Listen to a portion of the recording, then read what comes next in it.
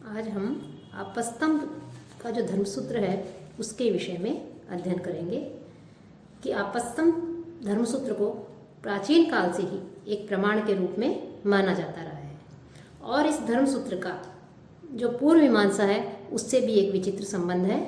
मीमांसा के बहुत से पारिभाषिक जो शब्द हैं और जो सिद्धांत है वो इस धर्मसूत्र में हमें मिलते हैं। इससे स्पष्ट होता है कि आपस्तंभ को मीमांसा सूत्र का भी ज्ञान था या मीमांसा सूत्र की कोई जो प्राचीन प्रति है उस प्रति में इस सूत्र की जो उद्धृत बातें हैं, जो विषय है वो ऐसे कैसे हमें प्राप्त होते हैं। और जो जैमिनी सूत्रों के भाष्य में शबड़ ने भी आपस्तंभ को उद्धृत किया है। तंत्र वार्तिक ने इसके कतिपय सूत्रों का तुलनात्मक अध्ययन प्रस्तुत किया है।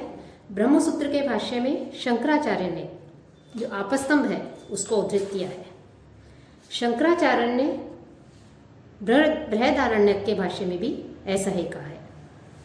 साथ ही आपस्तंभ के निवास स्थान और जीवन इतिहास के विषय में कुछ भी ज्ञात नहीं है।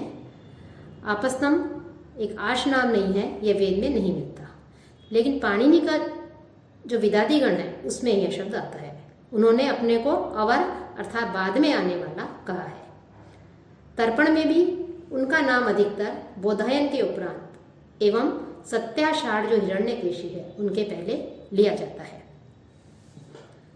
हरदत्त के अनुसार शरावती के उत्तर के देश को उदीच्य कहते हैं और उदीच्यों की एक विलक्षण श्राद्ध परंपरा की एक स्थान पर हमें चर्चा भी मिलती है।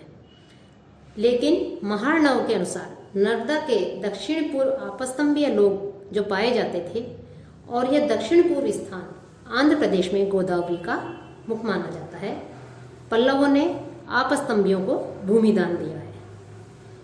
आपस्तंभ का काल भी हम निश्चित रूप से नहीं बता सकते कि इसका क्या काल है, केवल इसके विषय में अनुमान ही लगाया जा सकता है।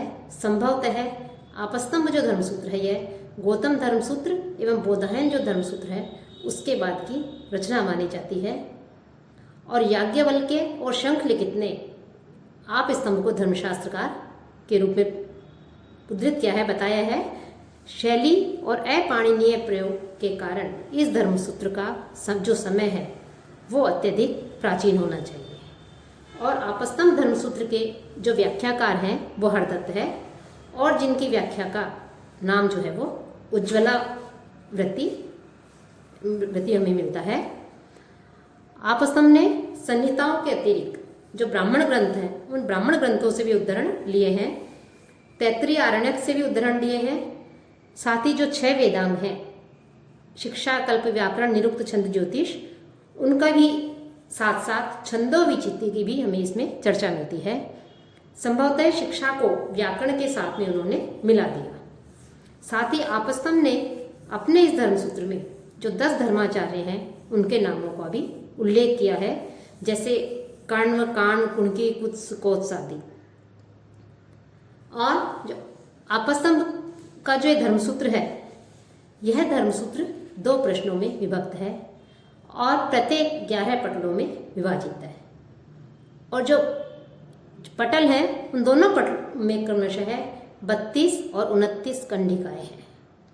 आज हमें जितने भी धर्मसूत्र प्राप्त होते हैं या जो विद्यमान हैं उन सभी धर्मसूत्रों में जो आपस्तंभ धर्मसूत्र है वो अपेक्षाकृत अधिक संक्षिप्त एवं सुसंगठित शैली में हमें प्राप्त होता है और इसकी जो भाषा है वो अधिक प्राचीन है और पाणिनि के जो नियम हैं उन नियमों से हमें दूर मिलती है।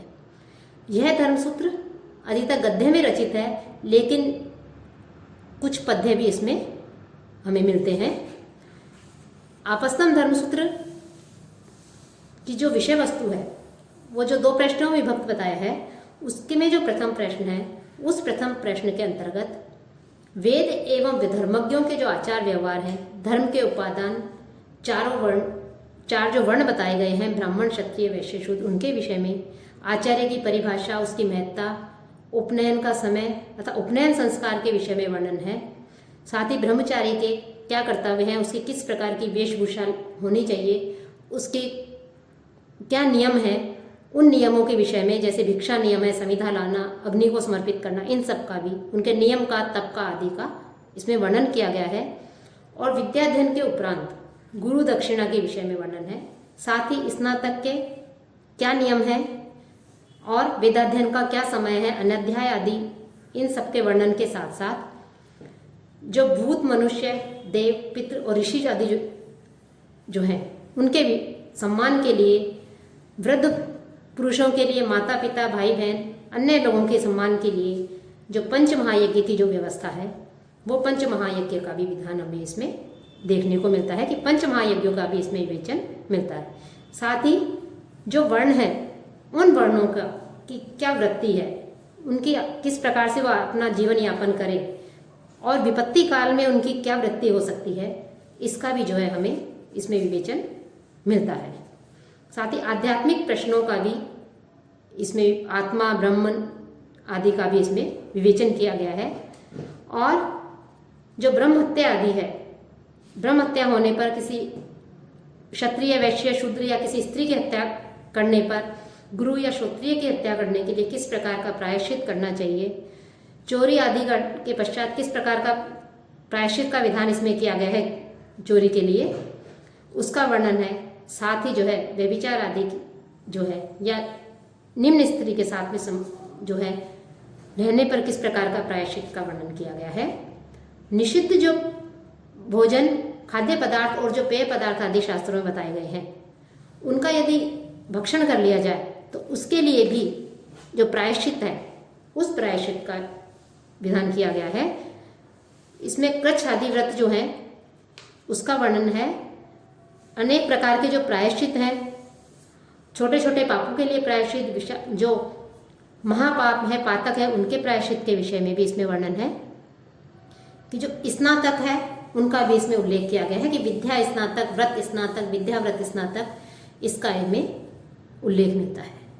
साथ ही जो नैतिक जो दोष हैं, क्रोधादि जो दोष हैं, उन दोषों से दूर रहने के संबंध में भी बताया गया है, व्रत आदि का वर्णन है। दूसरे प्रश्न में गृहस्थ का जो व्रत आरंभ होता है, उसमें गृहस्थ में रहने वाले व्यक्ति के गृहस्थाचरण के क्या नियम हैं, उनके क्या कर्तव्य है, उसका वर्णन है। साथ ही जो वैष्णुदेवादि है, जो यज्ञ है, उसका इसमें वर्णन किया गया है।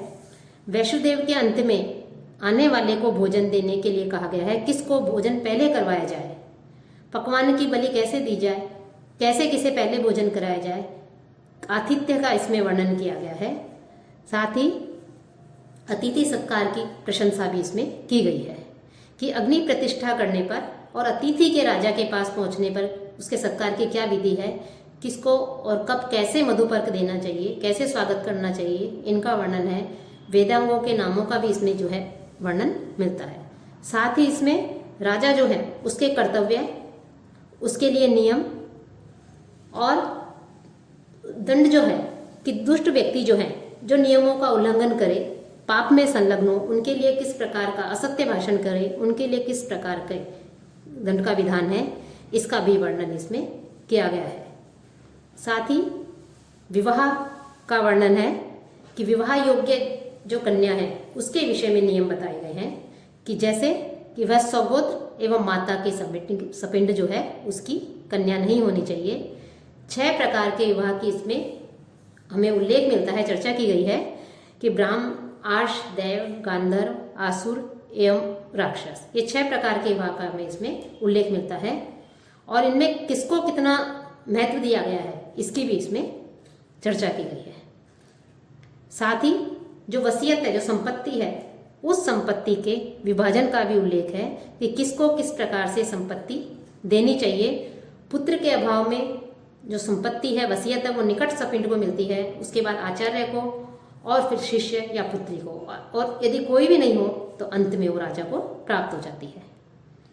और ज्येष्ठ पुत्र को किस प्रकार से जो है संपत्ति मिले, कितना भाग अधिक मिले, इसकी भी चर्चा की गई है। साथ ही श्राद्ध का भी इसमें विवेचन है कि श्राद्ध का क्या समय है, इसकी का वर्णन किया गया है। 4 जो आश्रम है उनका वर्णन है, सन्यासी के क्या नियम है, इसका भी इसमें उल्लेख किया गया है। और साथ ही जो साक्षी हैं, उस साक्षी का भी इसमें वर्णन है कि गवाही का, और कि जैसे झगड़े हो जाएं या किसी में विवाद हो तो ऐसी स्थिति में, संदेह की स्थिति में निर्णय अनुमान के द्वारा या दिव्य साक्षी के द्वारा होता है, इसका इसमें वर्णन किया है। और यदि कोई असत्य गवाही दे तो उसके लिए भी दंड की व्यवस्था की गई है। तो इस प्रकार से यह जो आपस्तंभ धर्मसूत्र है, इसके जो 2 प्रश्न है, इसमें लगभग धर्मशास्त्र के जो जितने भी विषय हैं वो सभी विषय जो है इसमें एक तरह से समावेश हो गए हैं, और उनका इसमें जो आपस्तंभ है उन्होंने अपने इस आपस्तंभ धर्मसूत्र में उसका विवेचन किया है, उल्लेख किया है, वर्णन किया है।